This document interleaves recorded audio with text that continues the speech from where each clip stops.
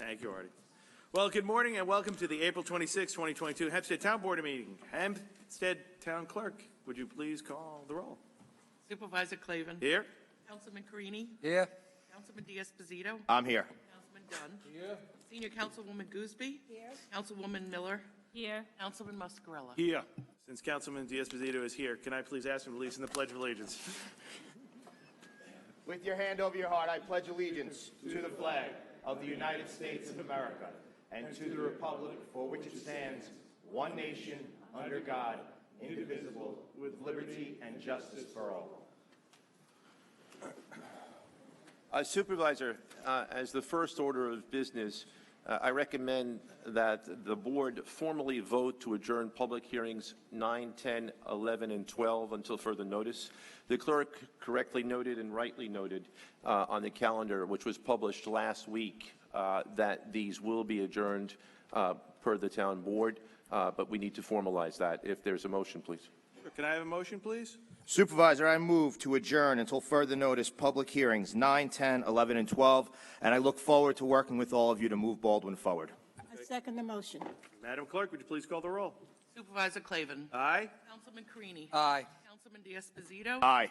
Councilman Dunn. Aye. Senior Councilwoman Gooseby. Aye. Councilwoman Miller. Aye. Councilman Muscarella. Aye. Madam Clerk, would you please call the first public hearing? Yes, we have a petition of the Commissioner of Buildings to demolish and remove a two-story wood frame one-family dwelling with attached two-car garage and to remove all litter and debris from the property in Baldwin. Okay, does any member of the board wish to be heard on this? Okay, I have a couple of slips on this. We have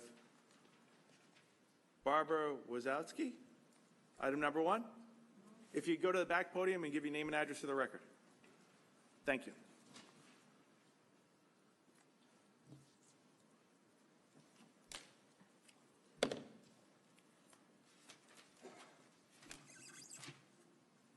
Barbara Wasotsky, 632 Warren Street, across the street from this building. Good morning. Yes? Okay, so our questions are, will this building be demolished? Is the DEC involved because it's a waterfront on two sides with a nature preserve, with wetlands, preserved wetlands on the other side, which is nesting season right now for the ducks and the waterfowl, which is actively going on. Asbestos, these are all my concerns. I thought you would address these here. Okay, my building commissioner here. Ready? If you could identify yourself, please. Frederick Jowitz, Department of Buildings. Good morning, everybody. Town Board, Supervisor. This is a building or house that has been on temporary cribbing for a long time due to a sandy lift. It has to come down immediately. It's been several years. It's a structural, severe problem. Now, in response to your questions... We just have concerns, yeah. Yes, in response to your questions, what the town board resolution does is to authorize the demolition. There are still phases after that. One is an inspection, an asbestos inspection. Okay, that takes place. That will also affect the price of the total demolition package.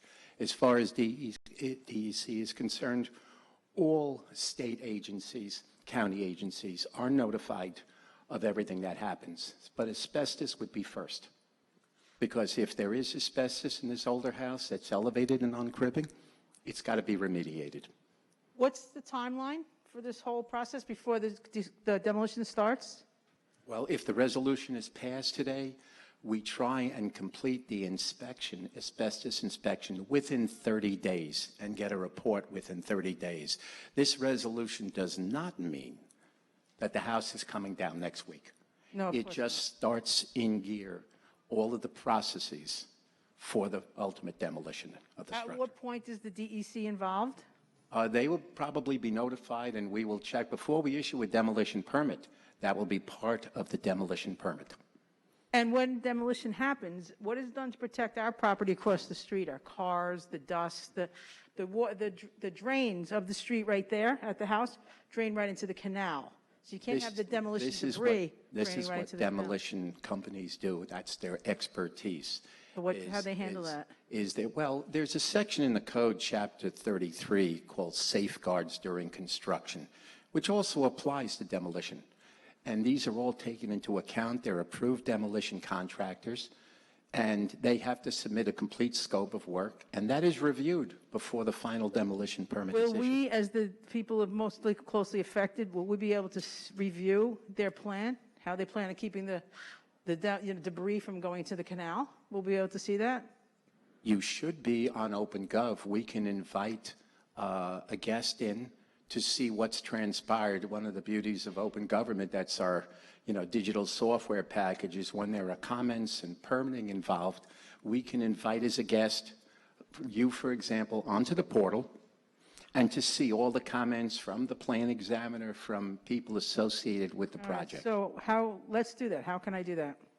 Why don't we do this? I think we're getting a little bit too technical about I OpenGov. was going to say, why don't you give the commissioner will meet you in the back. He'll take your relevant information, content information, and he'll reach out to you and keep you in the loop on it. Okay. All righty? Yep. No problem at all. Can we do that now? Can I meet with him? Yep, back here? go right to the back right now. All right, let's do All it. right. All right, I do not have any other slips on item number 1. Anybody did not sign in and wishes to be heard on item number 1? Yes. Okay, if you please give me your name and address for the record. Mita J. Maraday. First of all, it's more than appropriate that the other items were adjourned, and I just want to make sure that the residents that took the time to come here. Ms. Merriday, we're on item number 1. I understand Thank that. you. And Okay. I do have a right to speak, and this is my 3 minutes. Okay. I will get to the But it's really on item number 1. Thanks. It's a Baldwin-related issue, Supervisor. So again, I just want it heard, again, that people took the time to come here. I want to make sure they understand that they do have a right to speak on an adjourned item because precedent has been established. I'm Now, to sorry, this but you issue- don't have, Ms. Merida, you don't have the right to speak in an adjourned item. There is no public hearing right now being held on those other items. Precedent has been established, sir. You may not have been here, but there have been previous hearings where residents had issues Ms. Merida, regarding adjourned. If I could finish. Ms. my Merriday, sentence during my I know time. you come all the time, and I know you're going to stick around for the public comment. Do you have any questions or comments on item number 1, though? I do. Again, Okay. with all due respect, you are able to go on and on and on. We have to sit here. This is my 3 minutes, so it's now down to 2. I will get to the point. I was just getting ready to do that. I was answering the question that was posed to me. Again, with regard to the item on the agenda, the question I wanted to ask when it comes down to these designated contractors, what is the diverse composition of these contractors? What is the inclusion of minority, women, veteran, and disabled businesses with these contracts? Because it seems that the same people are doing the work. So if somebody can answer that related question We for me follow the rules and here regulations. on the record, I would appreciate We it. follow all the rules and regulations with this, Ms. Merriday. That's not answering the question. That technically it is. No, it's not answering the question. Because if you have designated contractors, you should know who they are because we see the same people over and over again. So could someone address the question? We did, Ms. Merriday. We No, follow you all did the not proper answer you did not rules answer and the question. procedures and laws in compliance. Thank you. They're not in compliance if, once again, you've been noted in Newsday because you've been out of compliance for related issues in Baldwin. So I think it's a valid question for me to ask and get an answer.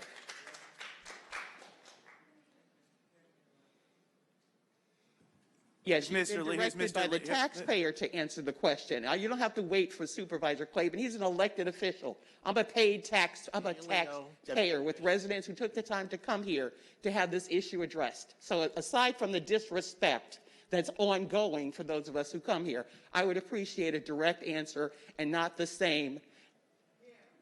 The contractors that we use, there's a request for proposal. It goes out to bid, and this was a qualified vendor, met the requirements to get the contract awarded to them. Okay. Now, is there the possibility that this vendor may be service disabled, woman-owned or minority-owned? Because the percentages in this township are abysmal for 2022 for the amount of money that we get from the state and federal government that we're consistently not in compliance with federal and state regulations.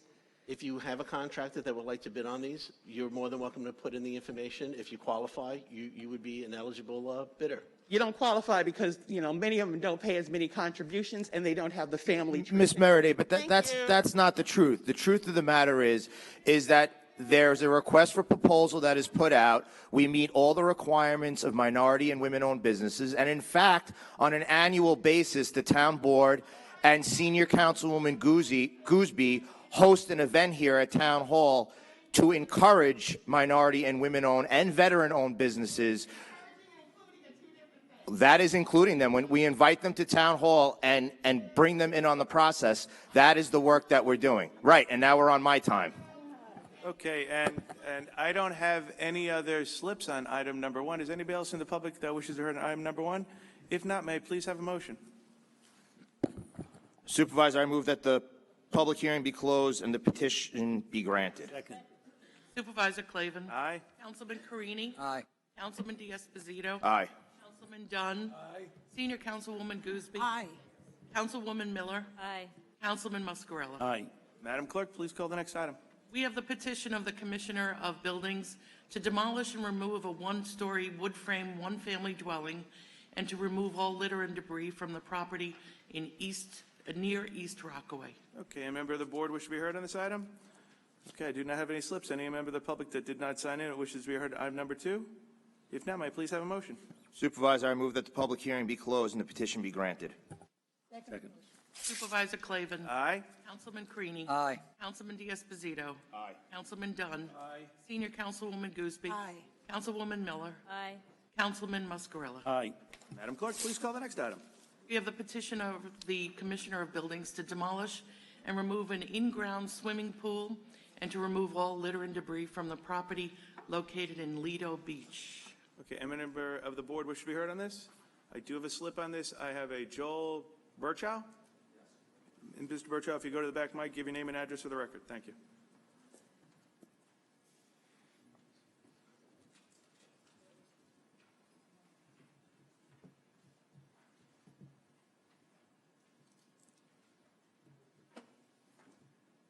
Morning. I'm Casman. I'm with Abrams Fenceman representing the owner.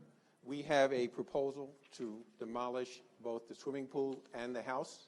We are going to be applying for permits, and once that gets done, then we will be removing the 2 items per your request. Okay. Fred? Identify yourself so we know. Thanks, Fred. Frederick Jowitz, Town of Hempstead, Department of Buildings. My recommendation is simply to pass the resolution, as I stated last time, because this is a severe safety threat to the community. It's an abandoned house. We can give them plenty of time. After the resolution is passed, it almost guarantees that we now have the go-ahead to do the demolition, but we will happily work with the corporations or the owner to achieve what we are trying to achieve, which is compliance and community safety. I think you hear the representation. He understands that the board would like to pass it just really as safety, but the commissioners indicated they want to work with you on the whole process. That's fine. Thank you. Okay, great. Anything else? That's it. Okay. I don't have any other slips. Any member of the public that did not sign up for number 3 wishes to be heard? If not, may I have a motion? I move the public hearing be closed and the board adopt the item, but I want to also add, I want to make sure the building department does work closely with the homeowner to try to come to an agreement on this and make sure we rectify it. But we're passing this to make sure that it moves forward, okay? I move the public hearing be closed and the board adopt the item. Second. Supervisor Clavin. Aye, but I will add that a commissioner or deputy commissioner, perhaps you'll exchange information with council so they can do a strong follow-up on this. Okay? And I move forward, yes. Councilman Carini. Aye. Councilman D'Esposito. Aye. Councilman Dunn. Aye. Senior Councilwoman Gooseby. Aye. Councilwoman Miller. Aye. Councilman Muscarella. Aye. Madam Clerk, please call the next item. We have a proposed local law regarding regulations and restrictions to limit parking in Baldwin, Merrick, and West Hempstead. Okay, member of the board wish to be heard on this? Okay, I have a slip on this. I have Meriday.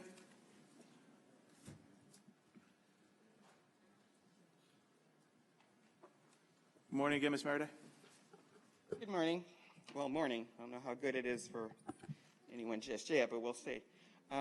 My question regarding I think it's a nice this morning, particular personally. item has to do with, okay, the actual streets relating to Baldwin, and 2, the issue of law enforcement, because we keep putting these regulation signs and things out there, but it doesn't seem like, again, that you're having the coordination that you need to actually enforce the laws when you have people who are parking on residential streets and they don't live on that block, or they're parking in these parking lots that are supposed to be maintained by the town and they're staying there, days on end. So where are these streets as it pertains to Baldwin, and what is the coordination with law enforcement to actually enforce them? Good morning, Supervisor. Tom Reed, representing Traffic Control Division. This location in Baldwin is for a resident on Clay Street. We're implementing a no parking anytime for them because they're having trouble with the local business who keeps monopolizing the parking in their home. We have a work order on standby to have the signs installed that we install from our department, and then usually the police departments are notified of any new resolutions. So if the residents still have the parking problem, they can contact the police department to do the enforcement of the signs in the future. And we will maintain the signs if there's a report of the sign being damaged or if it needs to be fixed, and we can replace it. Okay, so this one is on Clay Street, and you're coordinating this with the department. And okay, and how successful is this? Because we've had a number of residents who said that they've had signs posted and they don't seem to get the cooperation between. Well, they can't get a response from the town, and you know, the police department is very hard at work, very diligent in doing their jobs, but you know, we need to get more resources out of the town, since we're paying the money here, to protect the residents and to ensure that they have some assurances to where they can park in their homes. Okay, just see, the enforcement actually we don't have the enforcement here. That actually falls on the county, and I do think the county police department, Commissioner Ryder, and the whole team do a great job. And if any residents has a direct problem with there, I'd ask them to just email either the council person, whoever he or she may be, or the supervisor's office, and we'll reach out to the police department. They're great, especially when residents bring it to the attention. So that's the first complaint I've heard. So and obviously they're very responsive, and we work great with them. That the police department is responsive, but the council side of it, not so much. Okay, and we got 3 council members who touch on Baldwin, and there's like at least 2 I've never seemed to hear from, and I've yet to get a response from issues that I've presented to Chris Carini's office. So, Ms. Faraday, my office has responded multiple times. This is a police matter. We do not enforce the law. We do not have a law enforcement function. I've reached out to the precinct numerous times for areas for enforcement. If homeowners call and someone's parked illegally in front of their house, if you call the precinct, a majority of times they come and they write the summons, and they don't park there anymore. We do not have a law enforcement function. And when you contact my office, we send it over to the precinct and to the county legislator, whose jurisdiction is the enforcement arm of this. We write the parking regulations, we put up the signs, we do not do the enforcement. For you to sit here and say that I don't respond is completely untrue. You just don't like the answer. We do not have a police department. That answer does not change. But I didn't get that answer. But this is the most conversation that I've had from you since you've been sitting in that chair. So there you go. Thank you. Okay, anybody else that did not sign in that wishes to be heard on this? If not, may I please have a motion? Supervisor, I move that the public hearing be closed, the item adopted. Supervisor Clavin. Aye. Councilman Carini. Aye. Councilman Diaz-Bazito. Aye. Councilman Dunn. Aye. Senior Councilwoman Gooseby. Aye. Councilwoman Miller. Aye. Councilman Muscarella. Aye. Madam Clerk, please call the next item. We have a proposed local law regarding parking or standing prohibitions in Elmont, Merrick, North Baldwin, and West Hempstead. Okay, any member of the board wish to be heard on this? If not, I have one slip here. I have a Merida. Too much. Meta J. Meriday, not Merida Meriday, for the record. I apologize. A lot of people call me Calvin all the time, so I sympathize with it, so I apologize. Ms. Merida. Thank you. Again, I just need to know what the address is for North Baldwin. I think my other questions have been previously unanswered, but I just need the address for North Baldwin. Well, we have several different locations here under this item. We have Elmont, Merrick, North Baldwin, and West Hempstead. For the Elmont, it's for a resident on A Street that we're implementing a no stopping anytime with the handicap parking. And then in Merrick, we're implementing a 2-hour parking for a dental office. For the North Baldwin, we're putting a no parking anytime in for a resident to clear out their driveway because they're having trouble seeing while they're getting out due to the parked cars. And the last item, West Hempstead, is a supplement to the recommendations in item number 4. Okay, thank you. Thank you, Tom. Good job. I don't have any other slips. Anybody didn't sign in, we should be heard on this item? If not, may I please have a motion? I move the public hearing be closed and adopt the item. Second the motion. Supervisor Clavin. Aye. Councilman Carini. Aye. Councilman Diaz-Esposito. Aye. Councilman Dunn. Aye. Senior Councilwoman Gooseby. Aye. Councilwoman Miller. Aye. Councilman Muscarella. Aye. Madam Clerk, please call the next item. We have a proposed local law regarding arterial stops near Island Park, North Belmore, North Merrick, and Seaford. Any member of the board wish to be heard on this? Okay, I do not have any slips. Anybody wish to be heard on this that did not sign in for item number 6? If not, may I please have a motion? Supervisor, I move that the public hearing be closed and the proposed local law be adopted. Second. Supervisor Clavin. Aye.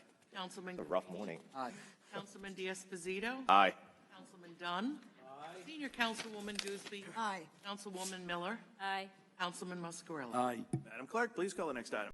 We have a proposed local law regarding bus stops in Levittown and Merrick. Any member of the board wish to be heard on this? I do not have any slips. Anybody wish to be heard on this that did not sign in for item number 7? If not, may I please have a motion? I move the motion. The hearing be closed and we adopt the item. Well done. Second. Supervisor Clavin. Aye. Councilman Carini. Aye. Councilman Diaz-Esposito. Aye. Councilman Dunn. Aye. Senior Councilwoman Gooseby. Aye. Councilwoman Miller. Aye. Councilman Muscarella. Aye. Madam Clerk, please call the next item. We have items number 13 through 67 on the administrative calendar. Do we do number 8? Oh, I'm so sorry. That's okay. Forgive me, No, number no. 8. We have a proposed handicap parking on public streets in Elmont, Franklin Square, Merrick, Oceanside, and Uniondale. Any member of the board wish to be heard on this? I do not have any slips. Any member of the public that did not sign in wishes to speak on item number 8? If not, may I please have a motion? I move that the public hearing be closed and the board adopt the item. Second the motion. Supervisor Clavin. Aye. Councilman Carini. Aye. Councilman Diaz-Esposito. Aye. Councilman Dunn. Aye. Senior Councilwoman Gooseby. Aye. Councilwoman Miller. Aye. Councilman Muscarella. Aye. Madam Clerk, please call the administrative calendar. On the administrative calendar, we have items 13 through 67. Okay, first, does any member of the board wish to speak on any of the administrative items? Okay, I have a couple of slips on here. Just a question mark. yeah. We have 68? What was it? My calendar has 67. So those will be the items under review, or items 13 through 68. 1368, okay. First slip I have is for Felix Percacci.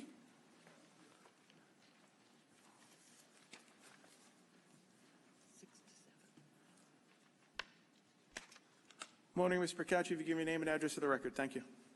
Felix Procacci, Franklin Square.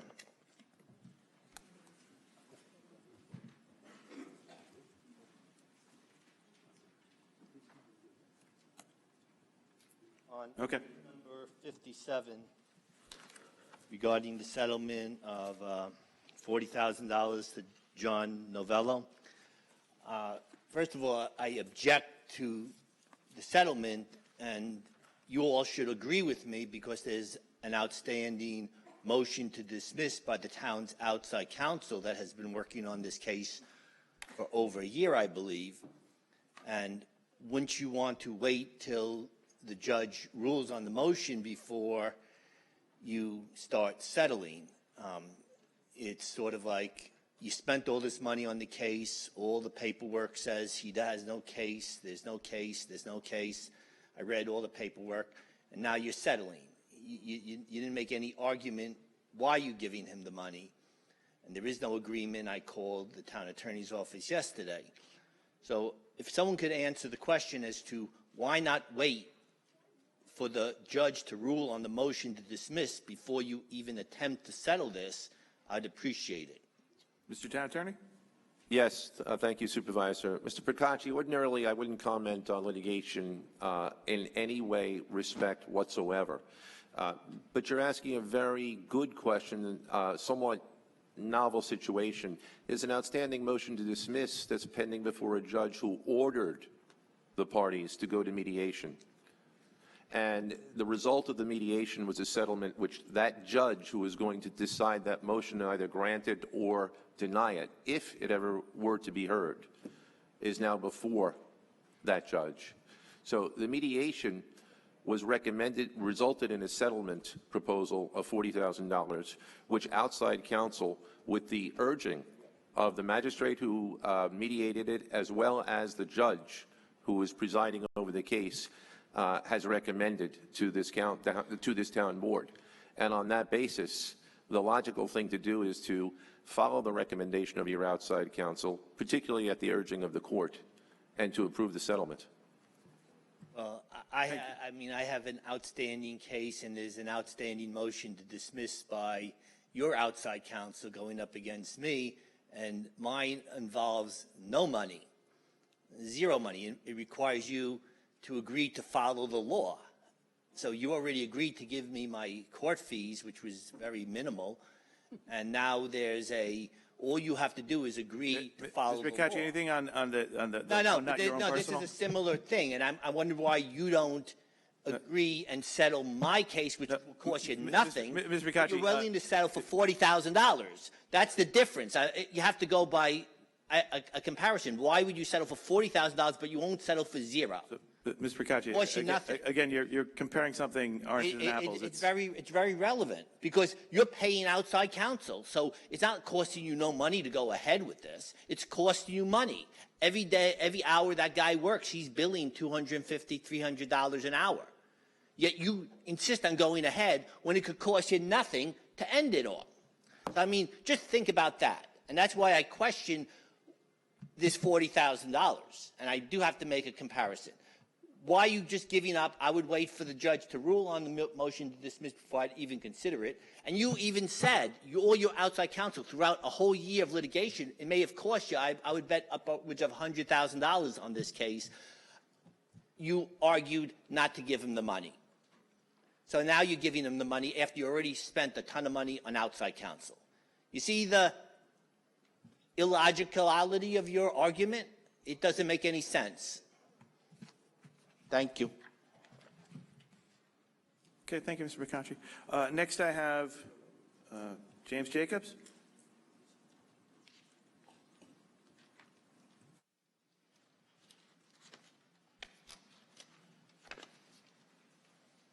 Good morning, Mr. Jacobs. Give your name and address for the record. Thank you. I'm just curious, what item was that you're referring to, sir? I'm sorry? You couldn't tell me what I'm referring to, because I put in a lawsuit for a lot of different things, and I left notes to myself. Come on now. You signed in for multiple items, so it's your 3 minutes, sir. Oh, for all of them? Yeah. Okay. What happened, you already during the thing about for last month meeting, up to early month meeting, April 5th, number 43, and I was going to ask the town attorney that when you do untable it, will we get public notices about that? Because sometimes you have something adjourned, unadjourned on the table, nobody knows about it after it's been voted on. I just want to make sure we're in the loop. And then on 23, 24, and 25. Excuse me, Mr. I can't understand. Would you take your mask off so I can hear you? I can't. I will speak louder then, okay? Okay. Well, item 23, 24, and 25, I would like knowing to be the starting date and completion date of said project, and would it cover the contaminant 1,4-dioxin in the process. On item number 26, which is the CARE Act, and number 27, can the town attorney define why the legal department has to go into the general fund to take care of things with the CARE Act, but to take care of the residents of Nassau County and the town of Hempstead, the town of Hempstead residents for its hardship because of COVID-19? Just was curious. That's why I had all the slips in. Okay, Mr. Reinhardt. Good morning, Supervisor. Commissioner Reinhardt, Department of Water. Items 23, 4, and 5 are related to treatment improvements at the Oak Street Wells 5 and 6 facility for the removal of 1,4-dioxane. These are, if you remember, 2 meetings ago, we had withdrawn the bids because there was a bunch of irregularities in the bid prices. This is awarding it. We rebid it. It should be noted that we recently, last week, received word that we got $7 million in grants for this project as well. Great. Awesome. And I think the town controller can answer the second phase of this question today. John, though you're no stranger, if you would identify yourself. John Mastro Marino, Town Controller. Items number 27, 26 relates to the CARES funding that the town issued grants for. When the town issues a grant, we do not send the money. We require that the recipients send us documentation, and then we reimburse them. It's getting down to the end of the line on these items, and 5 or 6 of these grantees have not expended their money. So what we're doing is we're reducing their grant, so to speak, and taking the money back and applying CARES expenditures that we have that we did not take CARES money for. We're now offsetting those items. And that's what those the 26 and 27 are. Thank you, John. Right. So, Mr. Cleveland, just for point of clarification, on the stuff that was adjourned first table, when they do untable it, we will have public notice to speak on the said items that were tabled today, right? I mean, when it comes back open. Just point of clarification.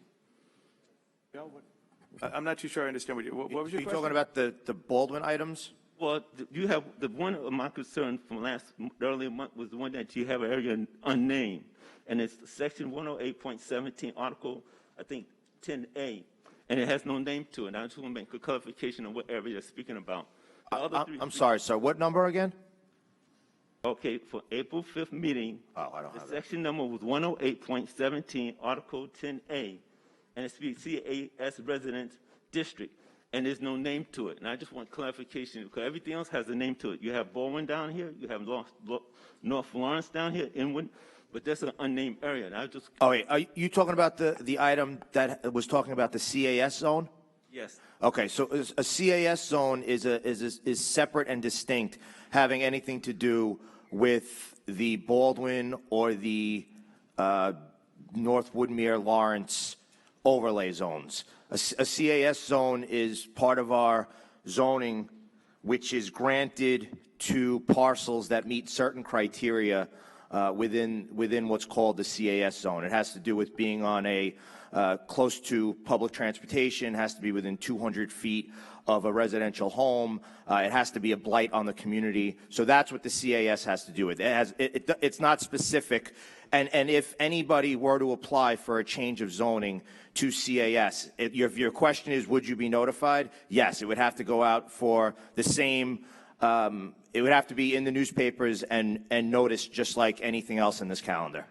Thank you, sir. Because the reason I asked the question, because every time you go north of Hempstead Bethpage Turnpike, it's called by another entity. And nobody ever found out how that entity got that name. And I figured something like this would be the same application. Because I live in Uniondale. I'm a proud resident of Uniondale. I belong to District Council District Number 1. I pay my taxes like everybody else. But as soon as I go over the Coliseum map or go by Museum Road, it's called by another name. But when I first moved out there over 30 years ago, that was Uniondale.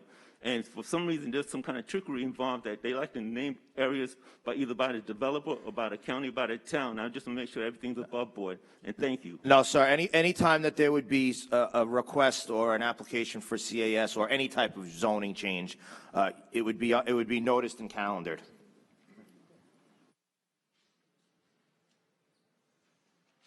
Okay, Diane Madden? Morning, Ms. Madden, if you give your name and address for the record. Good morning, Diane Madden, Hempstead. Item number 16. Could someone please tell me what door in the animal shelter for nearly $36,000 is going to be replaced? Thank you, Mr. Supervisor. Good morning, board members, Senior Councilwoman Gooseby. Ms. Madden, this is for doors for the kennels. They're specialty doors. It's also the whole door frame and so forth. It's 7 doors. The price came out to $35,000. They're made special. They close slower. They don't bang, so it's made specifically for certain places and an animal shelter where dogs are very sensitive to hearing. That's what it's made for. Okay, so this was put out for bid, and you accepted just the first bid, the only bid? Well, it comes from the purchasing department. The purchasing agent actually puts the bid out, and he deemed it a viable bid. He deemed it a fair price, and we accepted it. And I made the recommendation to the town board to hopefully accept it. And Well, I'm actually going to make a recommendation for them to table this until more bids can come in and until it's not the same exact contractor that they passed probably less than 2 months ago. for $67,000 worth of doors. And I really haven't seen those improvements unless they're behind the public areas. But again, putting aside the fact that I believe these are donors, this contractor, I'm asking the board to table this until more bids can come in, particularly the condition of the animal shelter, how it is being mismanaged, and where the money should be going. Just so we know, when it goes to the bid and it, If I may answer, I think doors are very important in an animal shelter, especially where the animals are actually, those are the kennel doors. And we put this bid out twice, and this was the only person that responded. I guess it's a specialty item. You might have to ask the purchasing agent, but it's a specialty type item that only one person responded to. And the same person that responded to the $67,000 bid, it seems like a little bit of a coincidence. And again, I'm asking the board to table it until it can be put out again and other people can have the opportunity to bid on this. Well, Commissioner, the doors that are being proposed, it's a total of 7 doors, right? And from what I read in this stuff, the estimate that was provided by the engineers, the bid that you got is actually less than what they estimated it would be. Actually, it is. To be quite honest, it's not just doors, it's the door frame, it's the whole area where, it's not just changing a door, taking it off the hinges, it's the whole situation. And the thing that closes the door is a specialty item also. But the engineer, I believe it was Cashin and Associates, came in, gave us an engineer's estimate, and this came in below it, so I didn't see any reason why not to accept it.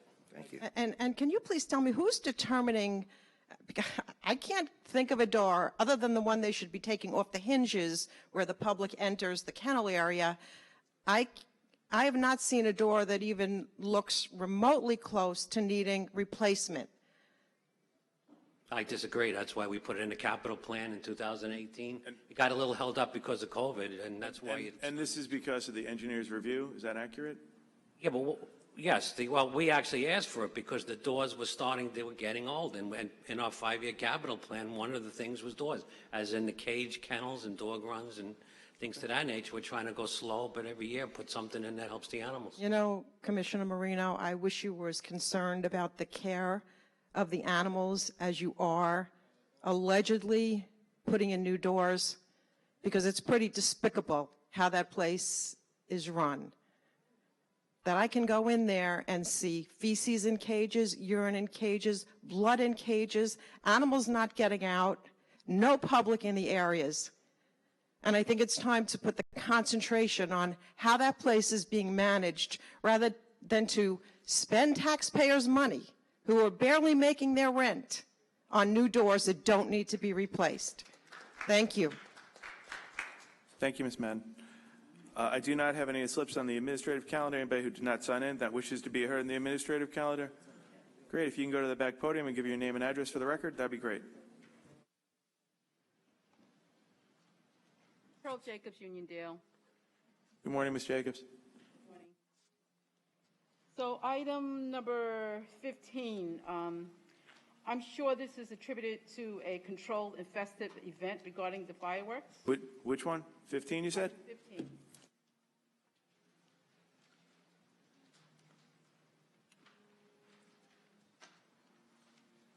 Commissioner, identify yourself. Thanks. Good morning, Supervisor, members of the board. Frank Zangler, Commissioner of Parks. Ma'am, can I help you with your question? Yes, is this related to a controlled and festive event? Yeah, it's every year we host our Salute to the Veterans at Point Lookout Beach. We have a concert followed by a fireworks show, a fireworks display. This year we had several companies interested in bidding on getting the job this year, so we put it out. We had one company come back. It was out for proposal. One company came back. It turns out to be the company we've used in years past. Okay, sir, I'm not asking about the company. I'm just asking, is it related to a controlled and festive event, correct? That's all. Oh, yeah, correct. Yes. So my next question is, what are the town of Hempstead rules governing fireworks in the town of Hempstead? Frank, is that? I'll answer. Okay. I'm sorry, Ms. Jacobs, what's your question? What are the town of Hempstead rules governing fireworks in the town of Hempstead? Well, that's police item, and when it comes to fireworks, like, Don't you have rules governing fireworks in the town of Hempstead? yeah, but the enforcement, I'm not talking about enforcement. What are the town of Hempstead rules? yeah, fireworks are illegal in New York They State. are illegal, exactly. Okay, but this is an event that's, and we follow all the rules and regulations of the Nassau County Fire Marshal's Office. Over there, can he answer the question? You know, Ms. Jacobs, Ms. Jacobs. Councilman, Ms. Jacobs, you need to focus on your town-funded campaign. I'm speaking to the gentleman over there. Okay. Okay? So they are illegal. They are illegal in the town of Hempstead, right? There are circumstances where they are legal with proper permitting Okay, and because procedures. in Councilmatic District 1, they're not fireworks, they're actually mortars from April until November. So I would suggest, because they are illegal in the town of Hempstead, that the town would send out a mailer to all residents advising them that the town of Hempstead does not condone illegal fireworks. And we do hear warlike mortars from April, it started already, until November, until from 9 o'clock at night till 4 o'clock in the morning. Enforcement is definitely up to the police. Yes, it is. But it's your responsibility to inform their constituents that is illegal. Ms. Jacobs, that's a great idea.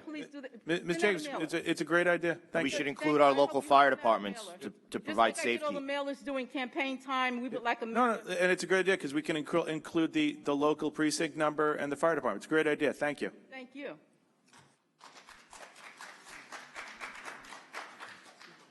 Okay, I don't have slips. Is anybody who didn't sign in that wishes to be heard on this matter?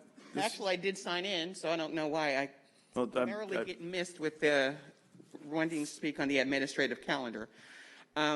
Taking on that, I'm just concerned as to under the administrative calendar, there are no grant applications that tie into the repairs on the VFW halls with the funding that's coming out of Nassau County, but we do have the permits, notwithstanding celebrating and saluting our heroes, because I don't want anybody jumping at me, particularly those that are running for office, as if I have some opposition to supporting our veterans. But funny, I'm also interested in trying to keep our veterans in their homes, keep widows getting the funding that they can support themselves when their loved ones leave them. But why are there no grant applications for the town of Hempstead to provide permit support, if that's necessarily the case, for the many VFW halls that are in disrepair, and there's an opportunity for them to at least get a crust of bread out of the county in that $10,000 grant? I'm just putting that out there. Okay, under contracts, number 16, 19, 20, 21, 23, 24, 25, 36, 51, 41, 50, and 58. All the number of contracts close to 20. I'm just asking if someone can advise me if there's any chance, any hope that one of those contracts is administered by a company that's, okay, here we go, folks, service disabled veteran, minority woman-owned business that is based in the town of Hempstead. There's an interesting contract for a ocean and coastal consulting that seems to me to be a sole source contract. That company is, the parent company is from Denmark. Their headquarters is in South Carolina, and the nearest location is Connecticut. I think since Long Island is surrounded by water, that we should be able to find somebody between the two counties and the two boroughs that might have some expertise in addressing coastal matters where we live, if we're talking about buy local, support local. Also, number 53, that H2M seems to be a well-connected company that continues to get contracts out of this township. And again, we do not have the diversity that is so apparent for the amount of people who pay the taxes here and are forgotten. So if anybody could answer any of those questions while my time is still going on, I would appreciate that. Hi, I'm Brian Kunzig, Commissioner of Engineering. For item 58, there GOES are funded. That funding was from Anchor Electric being withheld due to retainage. For item 48 with Cowie, formerly now known as BTMI, they have vast expertise in coastal areas. They were by far and away the most qualified consultant we could bring in. Nobody in the competition was anywhere close. And so There also, the contribution is GOZER funded, and so 30% of all funding is for WMBE. So we have roughly $26 million in GOZER funding allocated to WMBEs in total, and part of the increase of that 90,000 goes to that 30% threshold. Okay, the threshold is stated, but we rarely meet that threshold here in the. We are meeting or exceeding on all contracts. With who? Just give me a name. GOZER. Just With- give me one with company. Forget the GOZER. I got Pioneer. that. A Pioneer, company. the one doing the construction on the project you mentioned. Okay. They're at 30%. What is the contractor, the diverse contract? It's a simple I question. can get you all that information. They're I want to the know who trucking- the diverse contractor Miss is. Meredith, she's trying to answer the question. Just let him answer the Yes, question. I can assure you the 30% threshold was met. I can get you all the information. We can go over it at length. Their trucking company is a WMBE company. They're the ones shipping all the stone in from the quarry. Okay. I want the listing. Thank you very much. Sure, no problem. 27, when somebody spoke about 27, 28, we were told that the CARES Act funding had been pretty much depleted, and it still seems to me that you're switching money into other accounts. And Ms. again, the Meredith, taxpayers as I need know to your time up, but I know the town controller did explain that. We just didn't give out checks to people. John, in the case, it's basically they have to submit receipts before payment's done, and some of the entities didn't submit their receipts. Is that correct? We are auditing all the claims, and we're at a point now where there's a balance, and we require the money to be returned, or not expended, and we're utilizing it for other CARES expenditures that we did and did not use CARES money for. So we're offsetting that. Okay. That's the Thank you very question much. right there. Where did you use that? Where did that money come from? Thank you, Ms. Meredith. I Where do did not the have money any come from? other slips. Is there anybody that did not sign up for the administrative calendar that'd like to be heard? State audit, If not, may I state please audit. have a motion? Ms. Meredith, please. Thank you so much. I move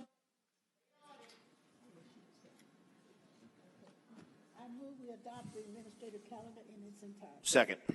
Supervisor Clavin.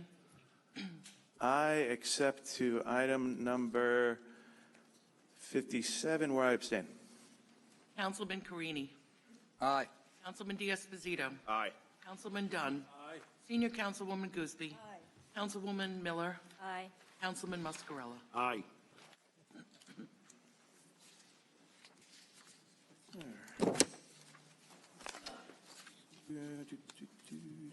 May I have a motion? Make a motion, we adjourn. Second. Supervisor Clavin. Aye. Councilman Carini. Aye. Councilman Diaz-Esposito. Aye. Councilman Dunn. Aye. Senior Councilwoman Gooseby. Aye. Councilwoman Miller. Aye. Councilman Muscarella. Aye. Okay, now that the formal town board meeting has been adjourned, the town board will remain to listen to the comments of the residents. Number of residents signed in. First, we'll start with Kyle Strober.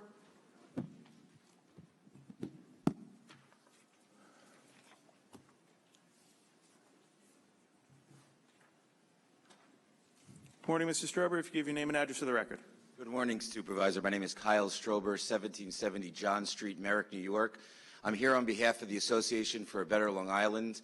We're an economic advocacy organization for the region. I'm also here carrying the flag for a colleague of mine, Mitch Pally, who is the CEO of Long Island Builders Institute. He couldn't be here. He's up in Boston on business. And I'm also here as a resident and millennial. And I want to first commend the supervisor as well as the town board for adjourning the public hearing and the moratorium for the TOD projects in North Lawrence, Inwood, and Baldwin. We believe that these projects are transformative and that they should go forward. And when we contacted the town board, I must say the supervisor was responsive. We explained that, this can't be delayed for a year, and the supervisor and the council, we appreciate you listening and coming up with a creative solution to not put forth the moratorium and sort of rework the process so the town is, held accountable for what's being put there, but also streamlining the process. So thank you very much, and we look forward to seeing good developments in the towns of Baldwin, Inwood, and North Lawrence. Thank you. Thank you very much for taking the time, and thank you for your thoughts with helping get where we need to be. So thank you very much. Next, I have Felix Procacci.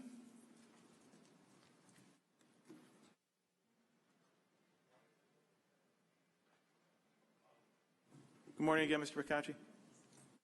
Felix Procacci, Franklin Square. We are now in the portion of the meeting often referred to as public comment.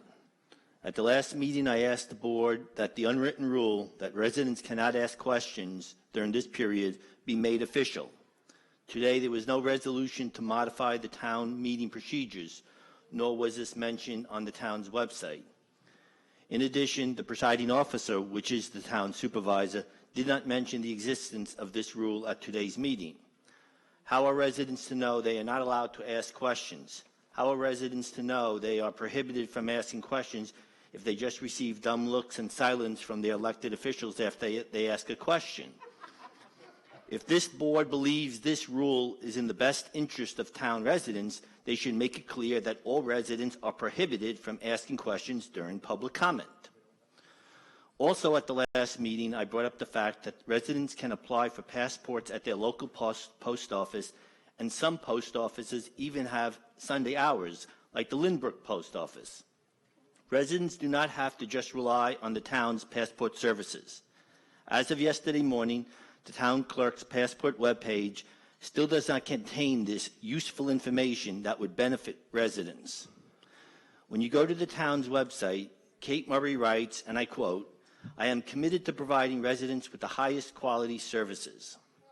Well, if this were true, Kate would provide residents with comprehensive passport information so residents could pick the location and time that is most convenient for them. 11 years ago, Kate Murray's biography on the town's website said that Kate commences each workday by asking herself the question, how can I improve the lives of the people I serve? Well, this wasn't true 11 years ago, and it isn't true today. I know this because 11 years ago, I asked Kate Murray to inform residents that post offices also provide passport services.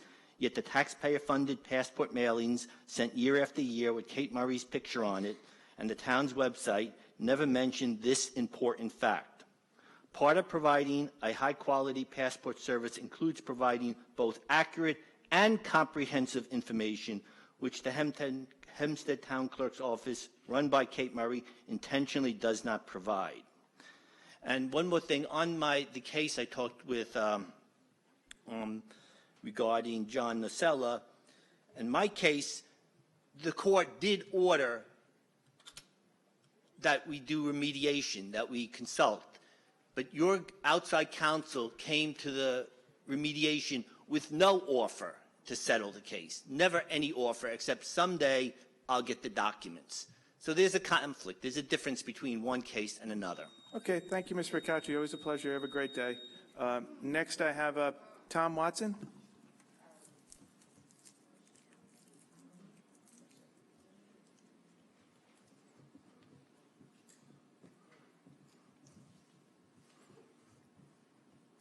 Good morning. If you could name and address for the record, thank you. Yeah, good morning. My name is Tom Watson. My address is 1904 Jones Avenue North in Wantaw. And I'm just here to speak a couple minutes on the Mount Sinai project in Wantaw.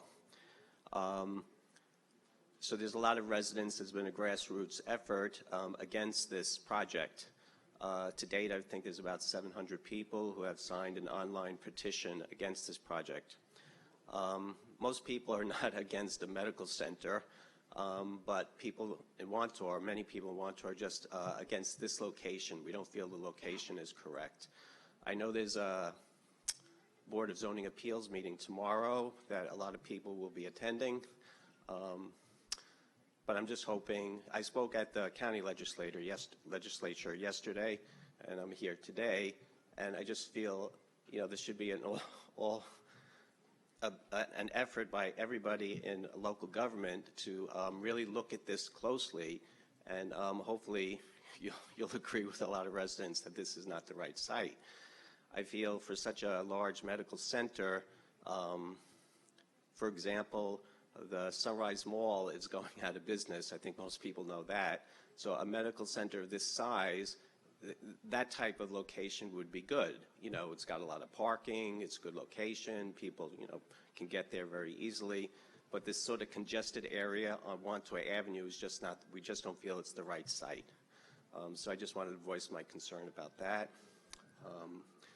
I also noticed that Laura Curran is now on the Mount Sinai board.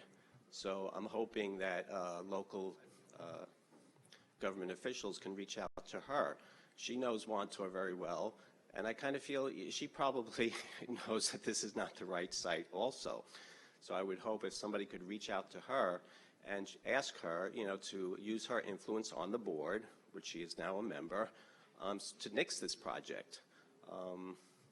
So, I just feel where there's a will, there's a way. And I'm hoping, our local government officials can find the way to sort of nix this project. So I appreciate your time. Thank you. Thank you, Mr. Watson. And Joe, when's I thought I saw something online about this. I know it's upcoming. I can't give the specific Tomorrow dates. Tomorrow at 3 o'clock. 3 o'clock. The BZA will be having a meeting on that. So please, attend that. Thank you very much for your There'll be thoughts. a lot of Wantor residents Yep. there. Yep. Tom, Thank you very much. Tom, I've made everybody aware I cannot influence the BZA. That's why we can't say anything. Right. I've made the comment form available to everybody in the community, provided that to make sure that your position is known tomorrow to the BZA. That's the only involvement we can legally have. The town attorney can also comment on that as well, that the BZA was set up to not have influence from the elected officials. I realize that, yeah. Okay, so the only thing I could do is provide you, and as you can see on social media and to all the groups that are contacting my office, I've given them the specifics of how to contact the BZA, how to make your point known, and that's legally all I can do, at this point. But please make your voice known tomorrow and bring as many residents as you can. Okay. Thank you very much. Thank you very much. Have a good day. Next, I have Donald Hady or Hade.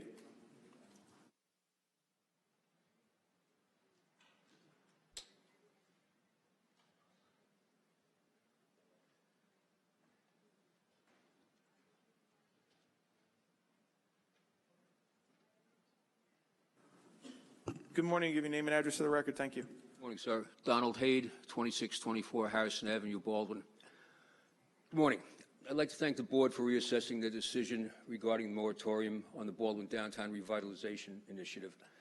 However, this does not excuse the inertia that's plagued this program and the Baldwin Overlay Project for the better part of 4 years. During informal discussions with various officials, some of the reasons cited by those officials why nothing has yet been done and moved forward with that site studies were needed. When that argument was rebutted with the fact that the previous secret studies were supposed to cover that, the game of partisan politics began with the argument that that was the position of a previous administration. The fact of the matter is nothing has been done to improve the downtown area of Baldwin. To put it in perspective, in 4 years, the state dismantled the Tappan Zee Bridge and built the Mario Cuomo Bridge right next to it, no small feat. We are certainly not looking at a project of that magnitude or engineering. The board has passed numerous resolutions and approved studies, yet not one tangible result has yet to appear on our streets. The residents of Baldwin fully understand the necessity of certain procedures, but the Baldwin Overlay Project that is intended to provide mixed-use occupancies at various sites is proposed on developed land. Virtually every square inch of land on this overlay has been previously developed. It is a redevelopment. The purpose of the overlay concept and the secret study was to streamline this redevelopment.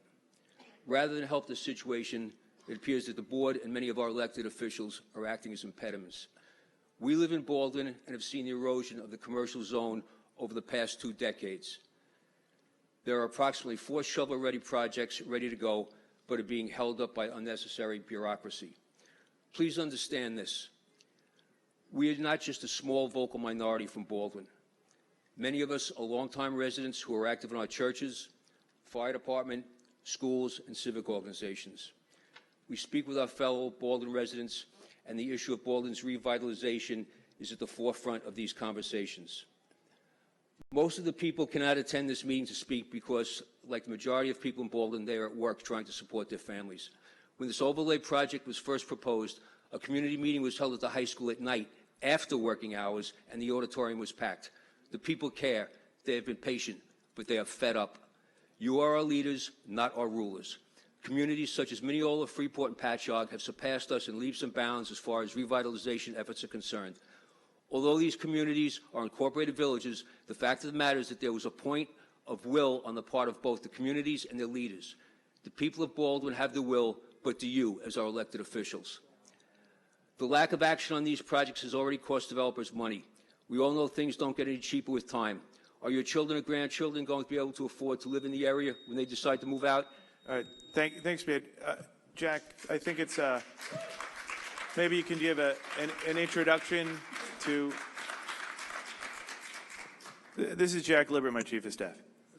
Supervisor and honorable members, we have engaged an outside attorney, Mr. Lasquadro, and also Mr. Duffy, to look into this whole area and aspect. And if, with your permission, I'd like to ask him to talk about it more specifically. Absolutely.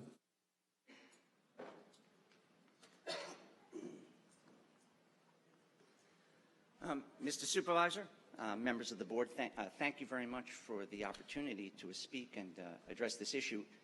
The board did request that we examine in a detailed manner several of the special zoning districts that were high impact, high intensity, high density districts that have been established over the past few years within the town, and to take a very hard look, a detailed look and examination with respect to the impacts that those districts could have, and would they function in the best interests of the residents. From the perspective, of course, from the town's point of view, how would the residents best be protected given the functioning of those districts and how they're constituted right now? So that's what we did, and this is what we found. What we determined and what we saw with respect to the districts is that with these districts that are, again, high density, have the potential for very high impacts, there was a generic look that was done at impacts that would greatly affect residents and the community as a whole. Now, we know that all planning in the town, in fact, throughout the state, is governed by what we call the New York State Environmental Quality Review Act, what a lot of us here would call, and what you've referred to as SECRA. SECRA mandates requires a hard look. So what did we see with respect to the process? That with respect to impacts that would occur in the district, things that were only looked at generically, but not in any detail, traffic, noise, pollution, impacts on schools and taxes, library districts, fire districts, police, other first responders, sewer, water usage. All of these things with respect to the codes that were put in place, although with the best of intentions, were not contemplated in a specific way. And specifically, the codes do not provide for project-specific impacts to be evaluated so that a hard look is taken at them as required by state law under SECRA. So what has our mandate been? You've told us that given the fact that this exists and that the mandate of the town and the desire of the town is to have development move forward, but in the best interests of the residents, so that the development and growth and the transformative projects, as Mr. Strober mentioned, could take place. Would they take place then in a reasonable way, in a responsible way? And would a process be put in place then to allow that to happen? So our mandate has been, within approximately 45 days, to devise new codes with input that would then allow for all of these districts to have development move forward, but so that all of the impacts that we're talking about, fire, sewer, water, traffic, noise, other pollution, other impacts that can affect residents where they live and how they go to school and how they work, so that all of those things can be taken into account in a code that is enhanced, that's more transparent, that's more open, and that more importantly puts power and authority in the town board and not in another board that had been put into place, so that the residents' interests can be spoken to and answered for. And again, the mandate has been that this be done in a very time-sensitive way so that development won't be stymied, but so that community interests are protected in the process. So that is what we have endeavored to do, and we've worked on that, and we will continue to work on that. And we'll be happy, of course, to address this further as time permits. Thank you. Roger. Thanks. So just so everybody heard that, and that was part of it. Very respectful of everyone's opinion and moving things forward. And that's why it was set, look, the town board was respectful, and that's why the moratorium was pushed aside. But we did say we want to make sure it's done correctly with the proper oversight in an open, transparent manner. And he's been given a marching order of within 45 days. So that's why I asked him to speak, and we'll continue with some other speakers out of here. We have Pearl Jacobs.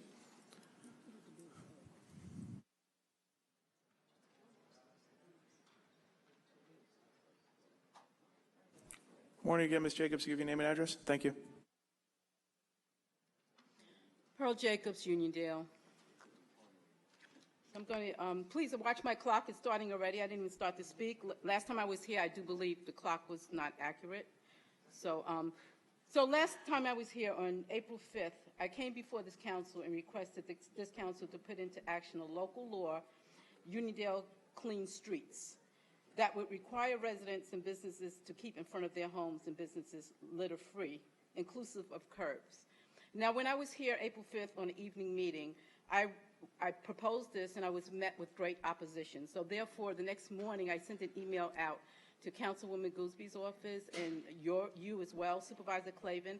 And given total disrespect, I did not receive one response from your office, not even one reply.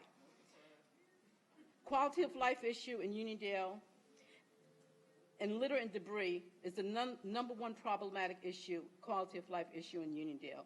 And action is required to alleviate this unsightly and disgusting issue.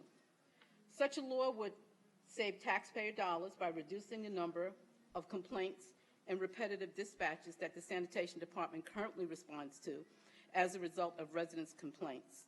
Additionally, this law would generate a large amount of revenue as a result of noncompliance, which could be reinvested back into the communities through beautification projects.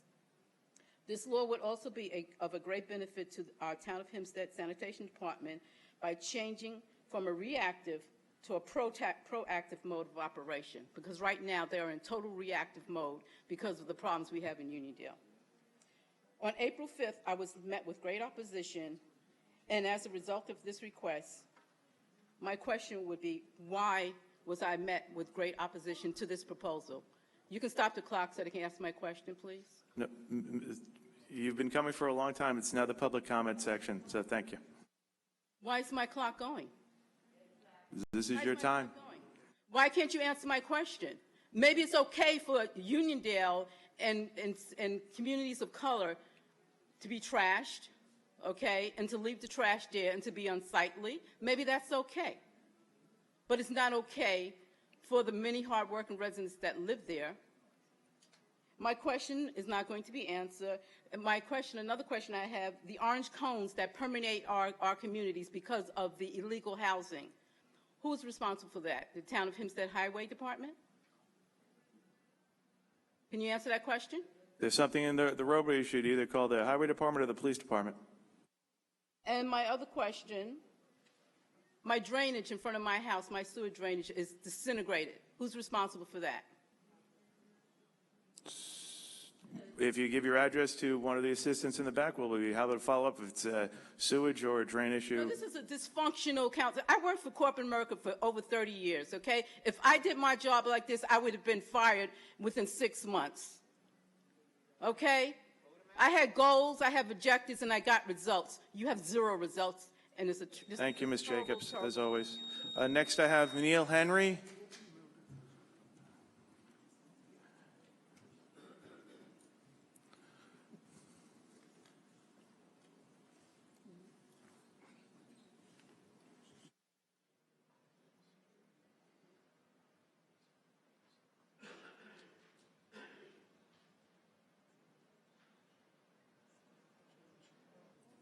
Good morning, sir. If you give your name and address for the record.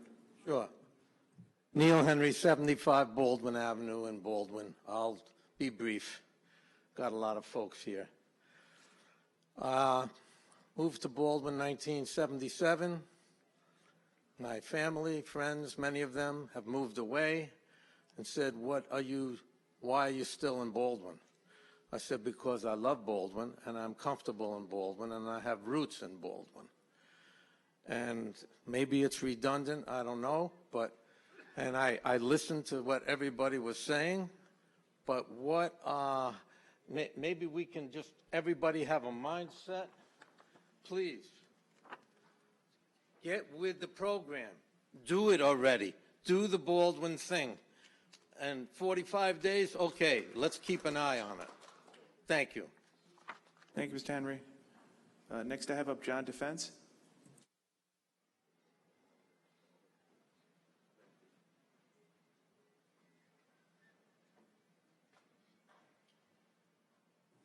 Morning, Mr. Defense. Give you your name and address for the record. John Defense, Baldwin, New York. Ladies and gentlemen, my name is Defense, believe me. Mr. Claiborne, the only thing I'm asking from you and the council is to give me an audience with the commissioner for the Senior Citizen Enrichment Program. To talk to you about my problem would be a waste because I cannot do it in 3 minutes. So would you give me that permission to? I'll set you up with a meeting from somebody from the senior department. That was the problem. The senior department is where my problem is. So I need the commissioner to overrule them if necessary. Like I said, I'll set you up with somebody from the department to talk about your issue or problem at the facility, Mr. Defense. Mr. Claiborne, please forgive me. The best way I can explain this is the issue involving me is based on assumption, not fact. And to be convicted on assumptions, I don't think is legal or known to exist. And that's why I'm here. Okay. If you give me anybody other than the commissioner, I'm going to be back to square one. So it has to be her. Why Mr. Defense, have you ever you gave me permission the last time to speak with her, and she resolved the issue because she was there. And I would hope that I can speak with her again because she knows all the particulars. This has been going on for 2 years, but my pain started November 23rd of last year. Please forgive me. Mr. Defense, have you ever met with our new deputy over there, Mike Caputo?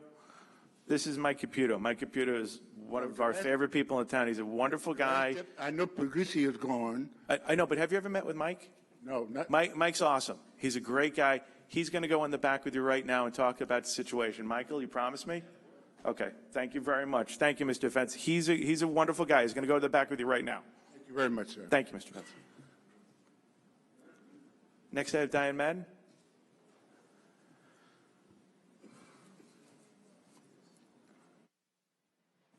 Ms. Madden?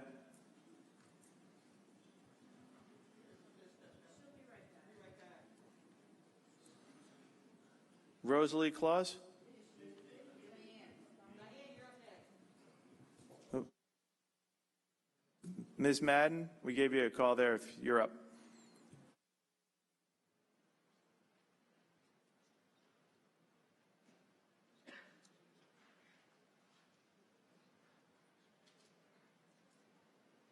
No, Ms. Madden, you good? You okay? Morning. Good morning. I'm sorry to see the board pass that contract after all. I'm going to ask the supervisor to reconsider removing the animal shelter out of general services. You're at a disadvantage. Maybe you don't know, but Tony Santino had removed the accountant that was employed at the shelter as a result of a New York State audit of the animal shelter. And the reason why Santino removed the accountant is because he was an outsider, and he was responsible for overseeing contracts, spending, purchasing. So it all got teed up for Mr. Marino to use the shelter and return to the days of making it basically an employment agency for contracts and jobs, as he helped to bully out every expert. So again, I'd like you to remove the animal shelter from general services, get back on track, bring in an outside director, because not one single person named in Mr. Pastori's document that urged the board to shut down the kennels permanently, for good reason, because the animals at this point are evidence of such gross mismanagement and misspending. I'd like to ask the board, whether they choose to answer or not is up to them, when the evening adoptions are going to be reinstated, when the on-site adoptions are going to be reinstated. I checked the sign-in list yesterday. I was actually mistaken. I think there were 7 people over a period of 2 days, the 24th, 25th, 26th, somewhere around there, 7 people visiting an animal shelter that should be like a revolving door. And I've yet to go there and see animals in the exercise pens. Yet Marino keeps helping to pass contracts to improve doors and pens and awnings. So once again, please remove the animal shelter from under general services. Let the animals free. In fact, they'd actually be better off and probably safer running in the streets free than being held and warehoused in that shelter where a director, a commissioner, assistant director, and so on wanted the shelter kennels closed completely from the public. And I do thank the board for not falling for that one. Okay. Thank you, Ms. Madden. We appreciate it as always. One final comment. We stick to the 3 minutes, Ms. Madden. You know that, but we do read the emails because I know you send them and you know I read them. Next, I'm bringing up Rosalie Claus. Ms. Claus? Okay. Next, I have Karen Montalbano. Oh, I'm sorry. Oh, Mrs. Claus, how you doing? Oh, Mrs. Montalbano. Hi, Mrs. Claus.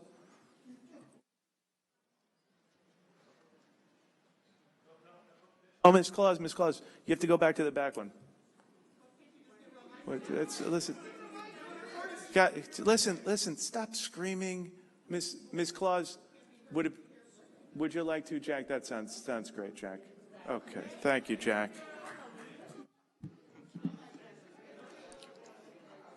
Okay, good morning, Ms. Claus. It's nice to see you. Your name and address for the record? Good morning.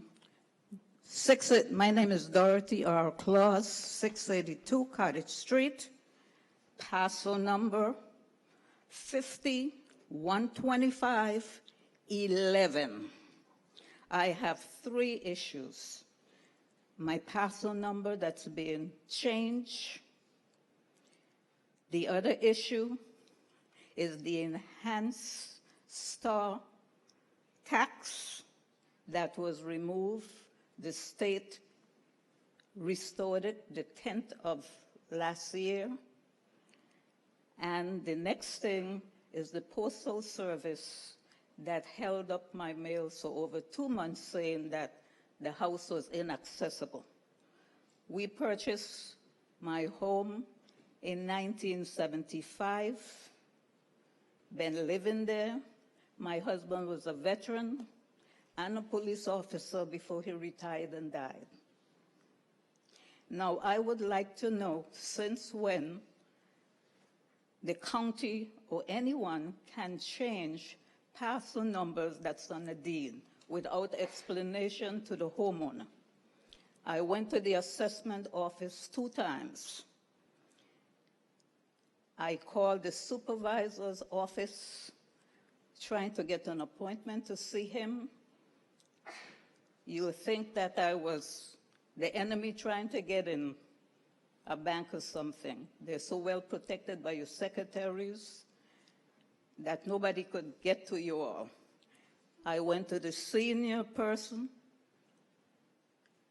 2 times, spoke to her assistants, didn't get back a call, couldn't see anybody. This is my last stance. I am not going to let anyone take my property. If I have to go to the Supreme Court, I'll go there.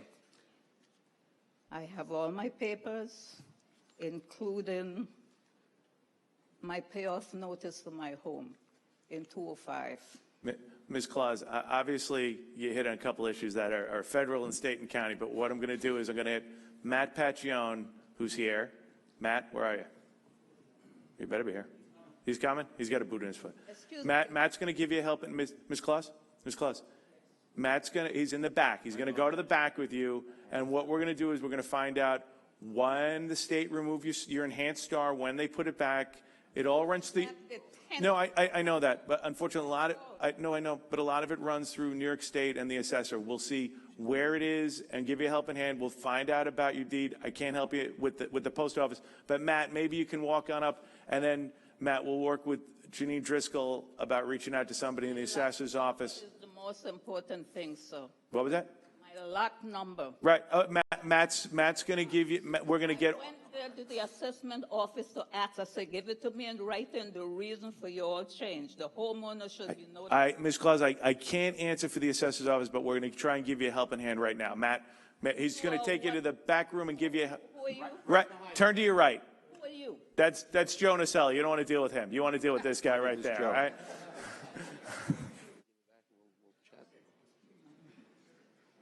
Thank you. Matt, you'll take her to the back?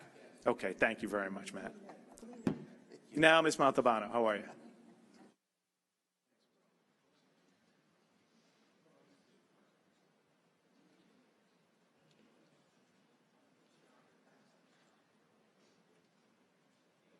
Good morning. Your name and address for the record. Karen Montalbano, 2611 Park Avenue, Baldwin Civic Association Government Liaison and past president. Obviously, you know I'm here to talk about the Baldwin Overlay Zone. You adjourned the moratorium today, but in reality, by not appointing the Design Review Board in the past 2.5 years since you passed the law, you have had a de facto moratorium, and your alternate proposal is just another delay. You claim there are problems with the SECRA, a process done by the reputable company VHB, which has worked with many communities across Long Island, including the towns of East Hampton, Southampton, Huntington, and the villages of Farmingdale and Great Neck, to name just a few. The town even has enough faith in VHB to recently hire them to administer the DRI Community Fund. Today is the first time I've heard about your outside counsel. You claim you need a hard SECRA. They say they need studies. We have had 7 studies in Baldwin, including the study for the complete streets and a downtown corridor study. Okay? You claim you need a hard SECRA.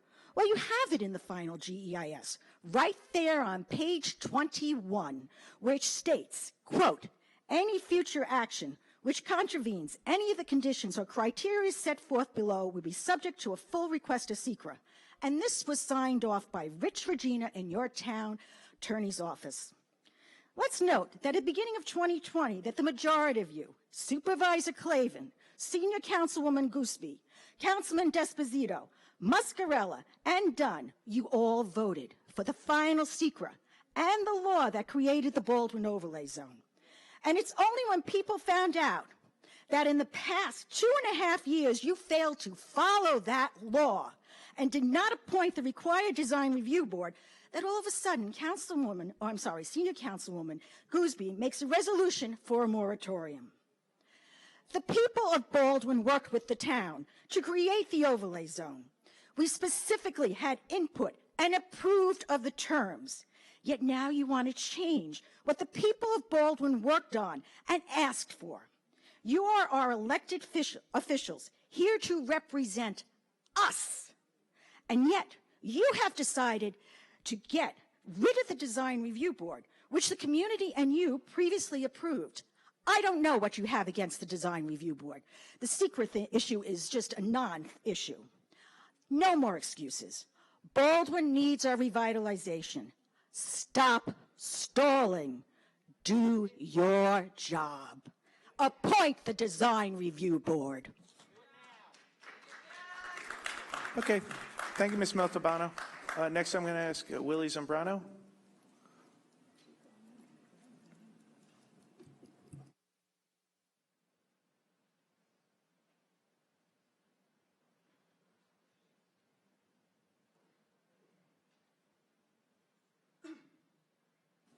Good morning, sir. Give me the name and address for the record. My name is Willie Zambrano. I live on 830 Van Buren Street, Baldwin, New York. Good morning, members of the board and Supervisor Clavin. I'm also the chair of the Economic Development Committee on the Baldwin Civic Association. But I'm also an architect and a fellow of the American Institute of Architects, the largest design organization in the world with 94,000 members. As an architect and local resident, we understand the economic impact of any project development brings to any community. And as a civic-minded citizen, it is important that we, along with the community, advocate for this type of transformative overlay zoning district to create vibrancy and economic growth in our community. This is why I joined the BCA, just to lend my knowledge so we can actually act on behalf of our community and make sure that, our downtowns that are blighted with empty lots, derelict buildings, get some sort of transformative action at this moment. Over 2 decades, we've been waiting for development. I lived here for over 16 years just to see time and time again delay on projects that are fully ready to go and no action. And now it's time. I do believe that it's time for us to act and get those projects that are ready to go, ready to be shoveled in the ground. The developers spent a great deal of energy and millions of dollars. As an architect, I've witnessed this on a daily basis. Lengthening this process, it only discourages these developers to go elsewhere. The implementation of the Design Review Board was a very transformative, progressive, innovative decision by the town of boards when it was implemented. And I, along with the Baldwin Civic Association and the Chamber of Commerce, worked hand in hand to make this happen on many, many meetings and reiterations of that zoning change. While we appreciate providing an alternative proposal, we demand to leave the Baldwin zoning overlay as is and get these projects moving. Thank you. Thank you, Mr. Zambrano. Next, I have Stephen Greenfield. Mr. Greenfield.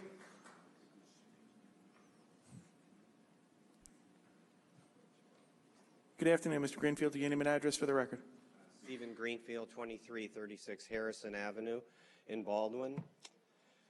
I appreciate the opportunity to speak with you. I've been a resident of Baldwin for 21 years. I've been involved in 3 downtown development attempts. I've met with the developers, Albanese and Engel Berman and others. I've met with landlords, and I've watched as the town board, the zoning board, granted variances twice to allow an auto storage lot at the corner of my street, Harrison Avenue and Sunrise Highway, and that the town officials have not enforced or penalized the owner for not maintaining its fences, paving its surfaces, and other violations. In your public statements, you have said that you want to maintain environmental standards, but have not demonstrated a willingness to deal with this unsightly mess in the middle of our downtown. My conclusion is that the town of Hempstead has failed the Baldwin community in our downtown redevelopment efforts.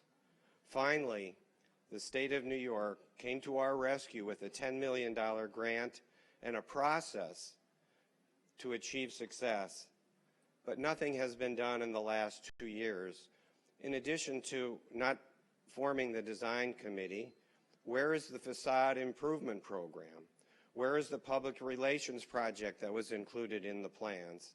And there are other elements of the grant. The DRI process is not unique to Hempstead. It has been successfully used in other communities to facilitate development. The state-required environmental review was done for the district by a reputable organization, as others have mentioned. The Design Review Committee is a tried and true process. If the town board wants input, appoint a town board member to be one of the 3 members of the DRC, but don't discard our best opportunity to expedite development. If you insist on each project completing a separate SECRA, an environmental review, you will completely undermine the DRI strategy for facilitating rapid improvement and development. And there are 2 local organizations that have been committed to and have educated themselves about the development process over years. They are the Baldwin Civic Association and the Baldwin Chamber of Commerce. I urge you to work with these partners to move this community forward. And if you want to do this 45-day review, I recommend 3 things. Set timeframes that allow developers to move forward expeditiously. And number 2, you still need an approval process, one that expedites the process. Thank you, Mr. Greenfield. And I would say you could follow up with an email with those ideas, and we do appreciate your input on it. So, great. Next I have Alyssa Kyle.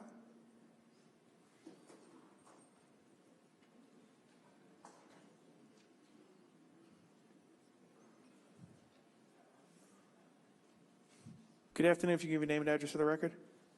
Sure. My name is Alyssa Kyle, 24 Woodbine Avenue, Northport, New York.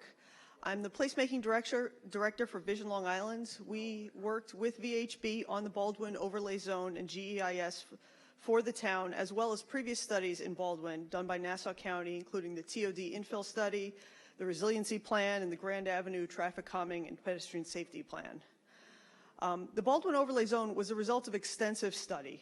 This was not just pushed through. GISs have been done in conjunction with other downtown revitalization rezonings around the island, including Westbury, Farmingdale, Mineola, Riverhead, and Port Jefferson. They've all been done successfully. The SECRA has already studied the cumulative traffic impacts of potential development on the 9 largest, most developable lots in the area in conjunction with the proposed Grand Avenue traffic calming and pedestrian improvements. If proposed developments are within the densities permitted within the zone, which is not exceptionally high density as was mentioned earlier, their traffic impacts have already been studied. If a developer wants to do additional density, the GEIS already spells out then that could warrant additional study, but developers that are staying within the prescribed zoning shouldn't be made to do redundant work. If the town wants to do a supplementary review for an especially large-scale project, that's within the discretion.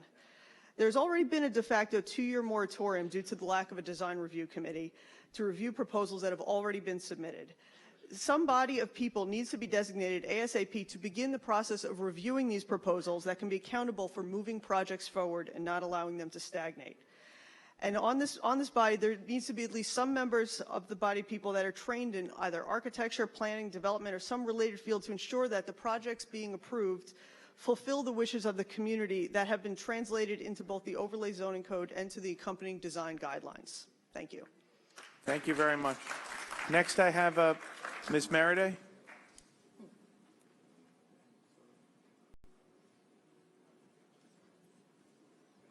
Good afternoon. Name and address, please. Thank you.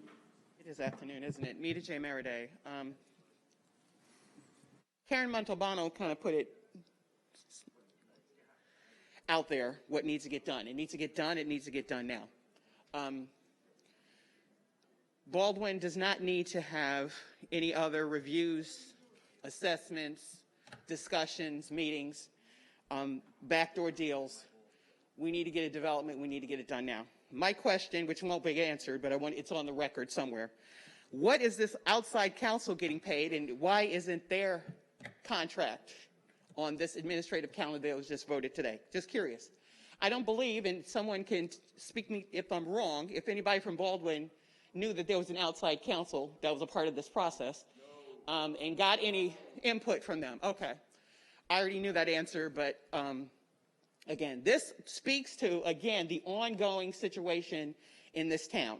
And it couldn't have been said any more plain in Newsday when we're finally getting Newsday coverage. When we sat here 2 weeks ago, wasn't it, Karen? We were just here 2 weeks ago, addressing the issue about the moratorium and, Councilperson Gooseby made it clear that she had nothing to do with what happened in the previous administration. You know, nobody told her anything and she was kept out of the loop, but she sure voted for it. And now no one, the three that have their hands touching on Baldwin, had anything to say against that moratorium. Now all of a sudden it's we need to do something different, but you got an outside counsel again without input from Baldwin residents who come here and sat here and waited for this to get done.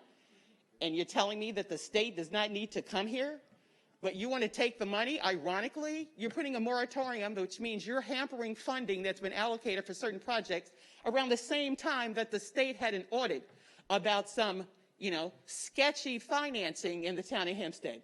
Seems interesting to me.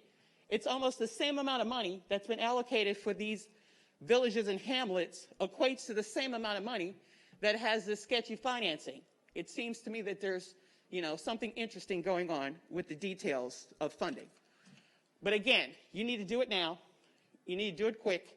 And you need to do it inclusively of the residents of Baldwin. Lastly, before my time is coming up, Councilperson Caridi made a point about his office contacting me. You're absolutely right. I did get a response from your office. But I've yet to get a response from you. You're the elected official.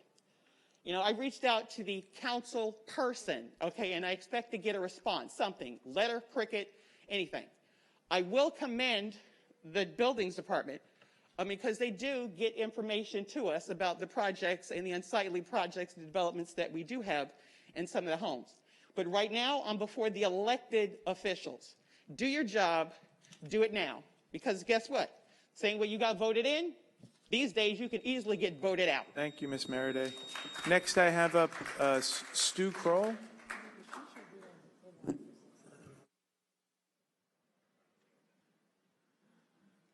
Stu Kroll, Great Neck. The positive news is that our TNR program is operating at or near full capacity. However, there are many problems with the way the shelter is operating. Why is it that only the Hempstead shelter requires an appointment to adopt a cat or a dog? Apparently, you can walk around the shelter, but if you're interested in adopting an animal, it can't be done on the spot. This policy would seem to highly discourage potential adopters. As a basis of comparison, if you find an animal that you want to adopt in North Shore Animal League, you can leave with that animal in your possession. At All About Cats in Freeport, you can also adopt on the spot. What possible rationale could there be for such a foolhardy policy? Many rescue groups have little or no dealings with the town shelter. A lack of communication and a total lack of cooperation seem to be the main reasons why rescue groups want to do their business elsewhere. The employees need to remember that taxpayers own the shelter and pay their salaries.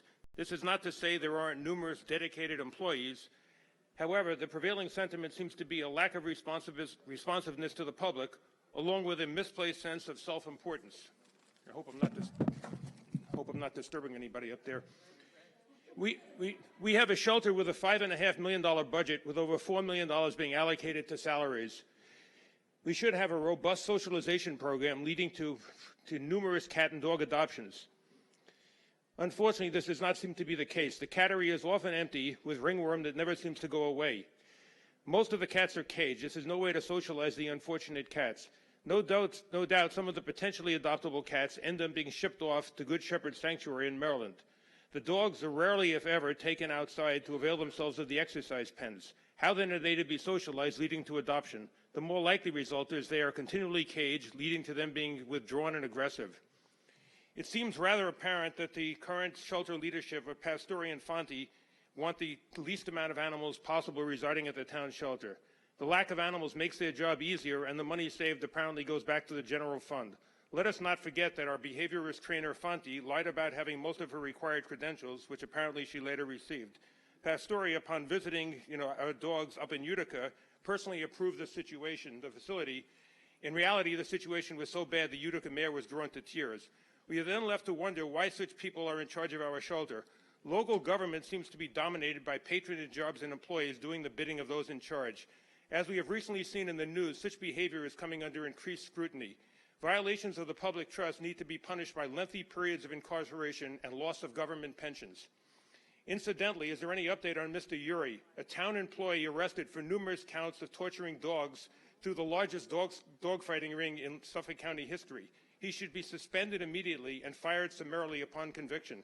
There's no place in town government for such a heinous individual. Thanks, Mr. Kroll. Safe ride home. Next, I have Darren Ward.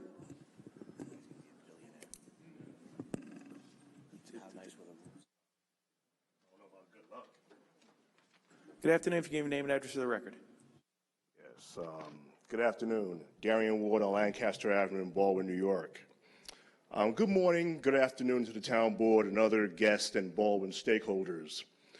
I am the president of the Baldwin Civic Association. I learned some interesting news today, which is a surprise to me, but a positive. I'd like to start by saying many in this room are a part of a coalition to enhance Baldwin's appeal as a desirable hamlet to live and do business.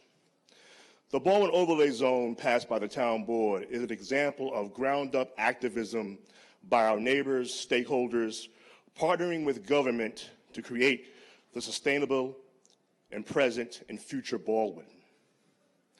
The BCA welcomes the adjournment of the meeting to discuss the temporary moratorium. What we would welcome more is the return to the partnership that fostered the development of the Baldwin Overlay Zone to begin with. The BCA and the BCAE Board request the Town Board follow the law and the administrative provisions as voted. We would like to dispel the notion that the Town Board in the approval process defers to the three-member DRB, the Design Review Board. To be clear, the Design Review Board is the first step in the review process, and the Town Board has its authority to agree or disagree as codified in the law. There is no takeover of the approval process by three professionals in the building department. The continued interpretation by the town attorney is misleading. We do not want to return to the old way of doing business with the building department. The overlay zone is to give all participants clarity of expectations, rules of the road, and if not met, then the Town Board has authority to require further study and review to gain town approval. We request the appointment of the three-person Design Review Board immediately. If not immediately, within the next 30 days, with qualified professionals from the town's own building department, to provide the Town Board their recommendations in compliance with the environmental study toward project approval. During the appointment process, both the Baldwin Civic Association and the Baldwin Chamber of Commerce are consulted, and further, each organization is consulted with the recommendations of the DRB and the Town of Hempstead decisions in accordance to the law. Further, to ensure the Baldwin's future is considered, we urge, after appointment of the Design Review Board, the Town Board meet with the BCA and the BCC to discuss the administration of the DRB and discuss the new, bigger role the Town Board has determined for itself in a public partnership manner. Thank you. Thank you, Mr. Ward. Next, I have George Wagner.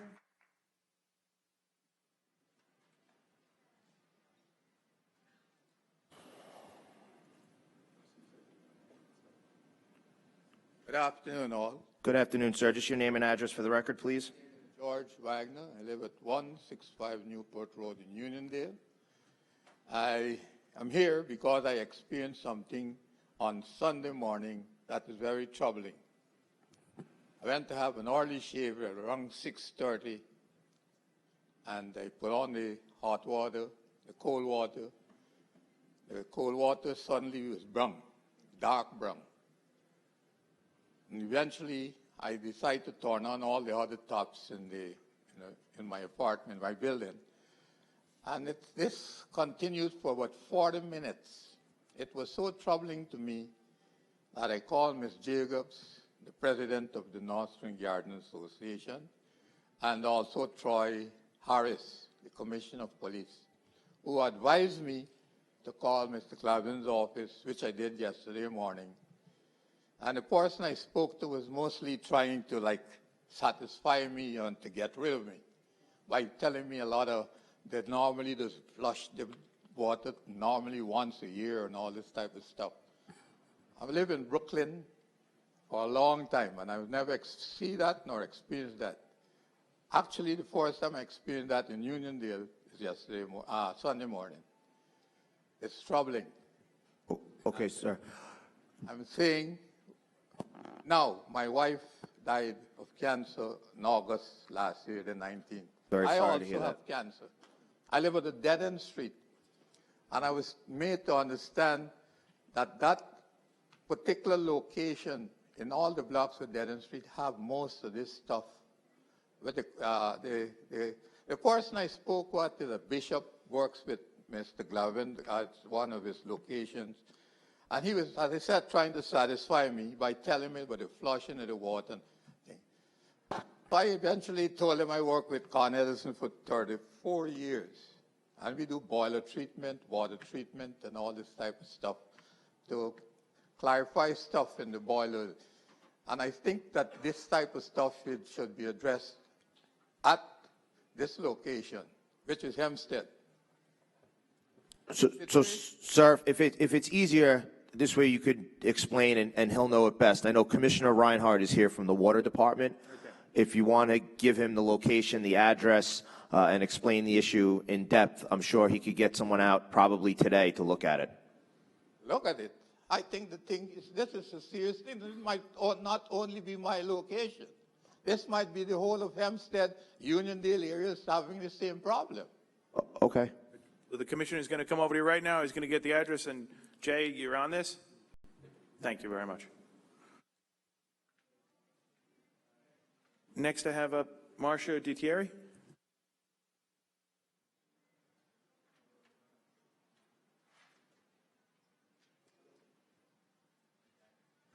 Good afternoon. Name and address for the record.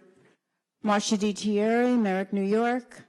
Firstly, I'd like to ask whether the cat room at the Town of Hempstead Animal Shelter is going to be open soon. There's been no cats there for months. I know because of the ringworm, and now they said they were renovating it. The commissioner will speak to you after about that. You can okay. I'd like to know also if the tree planting program is still in effect.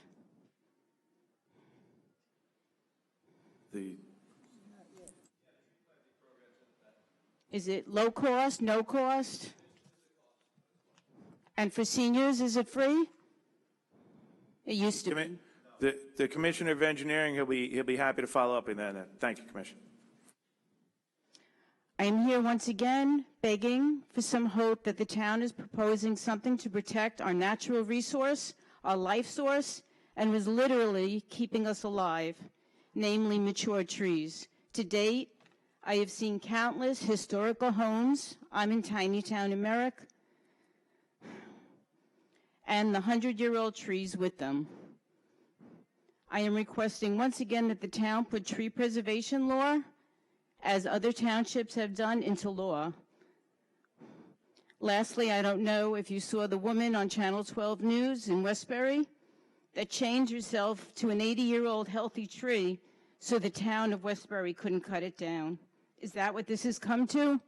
Do I have to chain myself to a tree to stop developers from removing them? Or is there going to be a law put into place? I beg of you.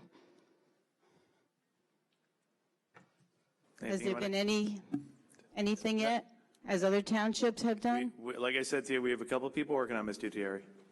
Okay, it's been 3 years. Thank you. Okay, thank you very much. Next, I have Belinda Myers.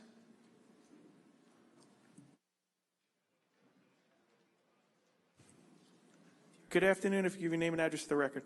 Good afternoon. My name is Belinda Myers. I represent Lakeview. I'm here for the Lakeview Council. Actually, there's 4 items I'd like to speak about. One, the Woodfield Road in front of Harold Walker Park. The manholes have popped up again. People are driving like they're in a diversion course, and it's starting to get kind of dangerous because they're going into oncoming traffic because of... Woodfield? Yes. Yeah, I think that's a county road, so I'll be happy to reach out to your county legislator. Also, second item, Harold Memorial Park has said that they will upgrade the kiddie, the playground, but we actually need the basketball courts fixed. They have tournaments there during the summer. They do a lot of things at that park, and they never seem to upgrade the basketball courts. We're talking double-digit years. Commissioner, okay. hold on, wait. This third item. Hold on, wait. Oh, sorry. Hi, ma'am. The playground reconstruction should be starting within a week. And there are plans in the very near future to resurface that basketball court. I know it's been an ongoing problem. We replaced the backboards. We're going to be upgrading a lot of benches and stuff in the park, but the resurfacing of the basketball court and relining is coming up in the near future. Okay, thank you. The other two items, which are my items, I'm a person in the community that really deals with a lot of quality of life issues. I work with the code enforcers, I work with the POP officers, and we all get along. But there are two properties in Lakeview for the last 3 or 4 years that we have complained about. One is a rental property that has 6 abandoned cars on it.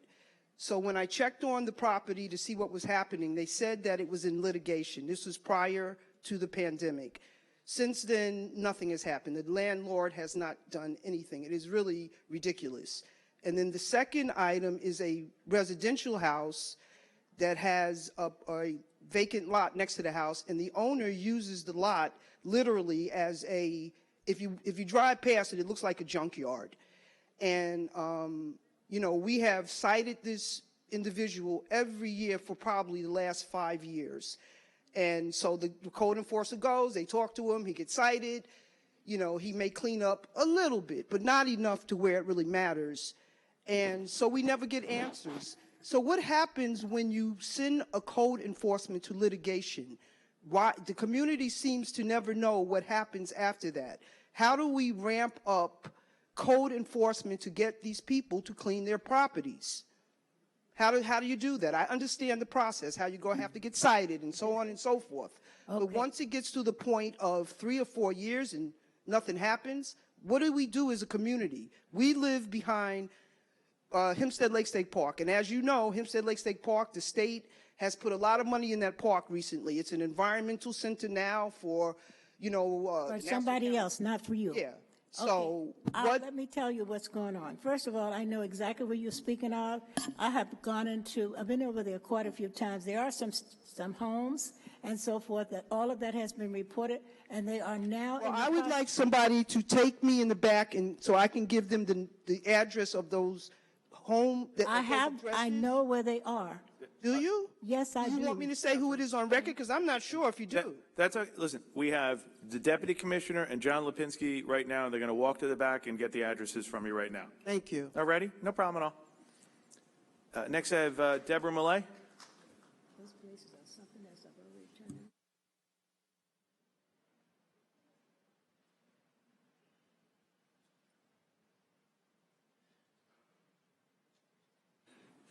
Good afternoon. Name and address, please. Good afternoon. I'm Deborah Muley, Nassau County Legislator for the 5th District, representing most of Baldwin. I live in Freeport on South Long Beach Avenue. My message is really pretty, good afternoon, everyone. My message is really pretty simple. Everyone who has spoken prior to me has been very eloquent and have tremendous knowledge about what's been going on in Baldwin. When I was elected to be legislator 4 years ago, over 4 years ago, I made it my mission to advocate for the Baldwin community. I live in Freeport, and I have a mayor and a village board to advocate for me. Baldwin doesn't have that, so I made it my mission to do that.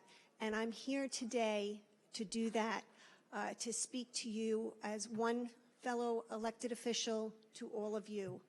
Please, please heed the calls of the residents of Baldwin. They have been waiting over 30 years for something to happen. It's so simple. Just allow the overlay district process to go forward that you all voted for, well, most of you. Not all of you were there, but that you voted for. There's a process in place. Allow it to go forward. The SECRA was done. There's nothing wrong with the SECRA, and I understand that you have issues with it. Address those issues, whatever they are. Get this going. The people of Baldwin really, really need to have this done. And this is not something because I wanted it or some other official wanted it. This has been a, from the ground up, grassroots, cry out, please develop our downtown. Usually with development projects, you have a lot of NIMBYism, and people are complaining, don't develop here. That's not the case here. You have the residents who are begging you to have this done. And so again, my message is very simple. Please allow this to go forward. Thank you. Thank you, Deborah. Okay, I don't have any other slips. Anybody else who did not sign in that has not been heard, wish to be heard? If not, have a wonderful day, and thank you all very much for coming.